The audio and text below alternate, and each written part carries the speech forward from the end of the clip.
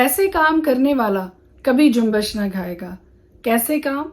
آئیے آج اسی پہ غور کرتے ہیں.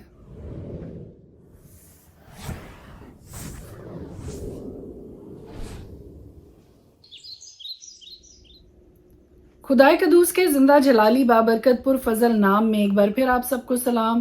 میرا نام ایسٹر ہارون ہے اور ہر روز خدا کا زندہ پوتر جلالی بابرکت پر فضل وہ کلام لے کر جو ہماری اصلاح کے لیے، ہماری ترقی کے لیے اور ہماری تبدیلی کے لیے کافی ہے. خدا کا پاک کلام بڑی کلیئرلی ہمیں یہ بتاتا ہے کہ ایسے کام کرنے والا کبھی جنبش نہ کھائے گا. کیسے کام؟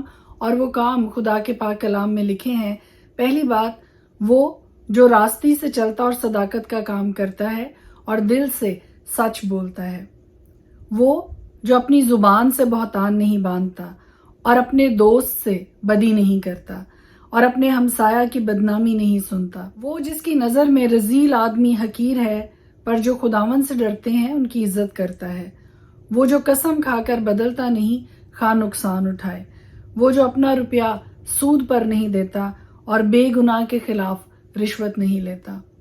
آپ کا چاہے کوئی بھی پروفیشن ہو، آپ کا چاہے کوئی بھی کام ہو، ان ساری باتوں کو ذہن میں رکھیے کہ کبھی بھی اپنے دوست کے ساتھ بدی نہ کیجیے، کبھی بھی اپنے ہمسایہ کی بدنامی نہ سنیے، روپیہ سود پر نہ دیجیے. اپنی زبان کو کبھی بھی بہتان باندھنے کے لیے استعمال نہ کیجیے. خدا کے حضور راستی سے چلیں، صداقت کے کام کریں، دل سے خدا کی حضوری میں خدا کے خوف کو مانتے ہوئے سچائی پر قائم رہیں، سچ کو ہمیشہ فوقیت دیں اور سچ بولیں. ایک اور بڑی خوبصورت بات یہاں پر لکھی ہے کہ وہ جو خداوند سے ڈرتے ہیں ان کی عزت کرتا ہے. ان سارے کاموں پر عمل کرنے والے کے بارے میں بڑی خوبصورت بات لکھی ہے. ایسے کام کرنے والا کبھی جنبش نہ کھائے گا، کیونکہ خدا کا وعدہ اس کے ساتھ ہے، خدا کی قوت اس کے ساتھ ہے، خدا کا پاک روح اس کو گھیرے ہوئے ہے اور اس کو کبھی جنبش نہیں آنے دے گا. May God bless you. خداوند آپ کے ساتھ ہو، خداوند میرے ساتھ ہو. ہم سب کو یہ توفیق عطا کرے کہ جو باتیں ہم خدا کے پاک کلام میں سے پڑھتے ہیں، سنتے ہیں، سیکھتے ہیں، ان کو عملی طور پر اپنی زندگی میں اپنا سکیں. آمین. خدا کے پاک کلام میں سے آج ہم دیکھیں گے مکاشفہ کی کتاب، اس کا 22 باب. پھر اس نے مجھے بلور کی طرح چمکتا ہوا آب حیات کا ایک دریا دکھایا جو خدا اور برا کے تخت سے نکل کر اس شہر کی سڑک کے بیچ میں بہتا تھا، اور دریا کے وار پار زندگی کا درخت تھا. اس میں 12 قسم کے پھل آتے تھے اور ہر مہینے میں پھلتا تھا، اور اس درخت کے پتوں سے قوموں کو شفا ہوتی تھی.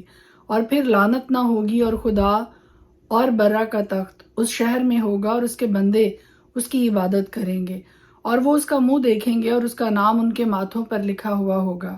اور پھر رات نہ ہوگی، اور وہ چراغ اور سورج کی روشنی کے محتاج نہ ہوں گے، کیونکہ خداوند خدا ان کو روشن کرے گا، اور وہ عبدالآباد بادشاہی کریں گے.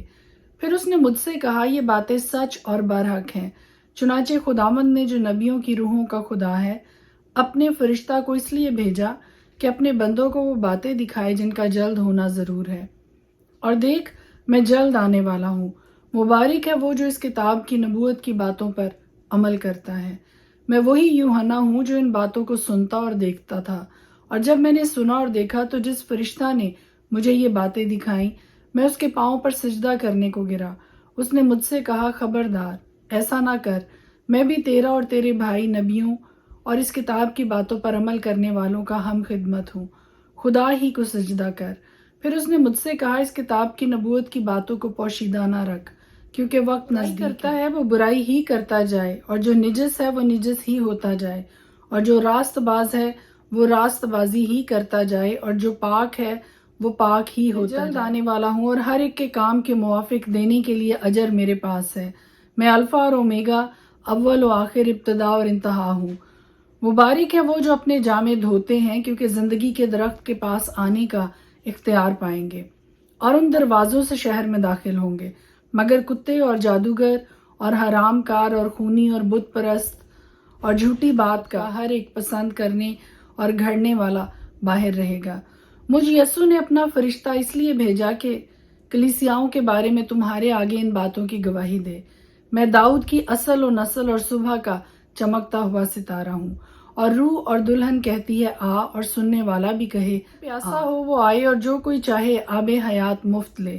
میں ہر ایک آدمی کے آگے جو اس کتاب کی نبوت کی باتیں سنتا ہے گواہی دیتا ہوں کہ اگر کوئی آدمی ان میں کچھ بڑھائے تو خدا اس کتاب میں لکھی ہوئی آفتیں اس پر نازل کرے گا، اور اگر کوئی اس نبوت کی کتاب کی باتوں میں سے کچھ نکال ڈالے تو خدا اس زندگی کے درخت اور مقدس شہر میں سے جن کا اس کتاب میں ذکر ہے اس کا حصہ نکال ڈالے گا۔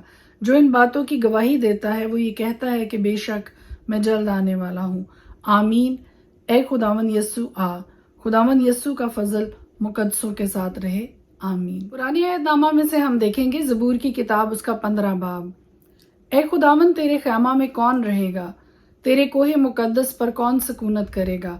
وہ جو راستی سے چلتا اور صداقت کا کام کرتا اور دل سے سچ بولتا ہے، وہ جو اپنی زبان سے بہتان نہیں باندھتا اور اپنے دوست سے بدی نہیں کرتا اور اپنے ہمسایہ کی بدنامی نہیں سنتا، وہ جس کی نظر میں رذیل آدمی حقیر ہے پر جو خداوند سے ڈرتے ہیں ان کی عزت کرتا ہے، وہ جو قسم کھا کر بدلتا نہیں خواہ نقصان ہی اٹھائے، وہ جو اپنا روپیہ سود پر نہیں دیتا اور بے گناہ کے خلاف رشوت نہیں لیتا، ایسے کام کرنے والا کبھی جنبش نہ کھائے گا۔ زبور 16۔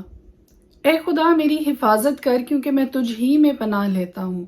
میں نے خداوند سے کہا ہے تو ہی رب ہے، تیرے سوا میری بھلائی نہیں۔ زمین کے مقدس لوگ وہ برگزیدہ ہیں جن میں میری پوری خوشنودی ہے۔ غیر معبودوں کے پیچھے دوڑنے والوں کا غم بڑھ جائے گا۔ میں ان کے سے خون والے تپاون نہیں تپاؤں گا اور اپنے ہونٹوں سے ان کے نام نہیں لوں گا۔ خداوند ہی میری میراث اور میرے پیالے کا حصہ ہے، تو میرے بکرے کا محافظ ہے۔ جریب میرے لیے دل پسند جگہوں میں پڑی، بلکہ میری میراث خوب ہے۔ میں خداوند کی حمد کروں گا جس نے مجھے نصیحت دی ہے، بلکہ میرا دل رات کو میری تربیت کرتا ہے۔ میں نے خداوند کو ہمیشہ اپنے سامنے رکھا ہے، چونکہ وہ میرے دہنے ہاتھ ہے اس لیے مجھے جنبش نہ ہوگی۔ اسی سبب سے میرا دل خوش اور میری روح شادمان ہے۔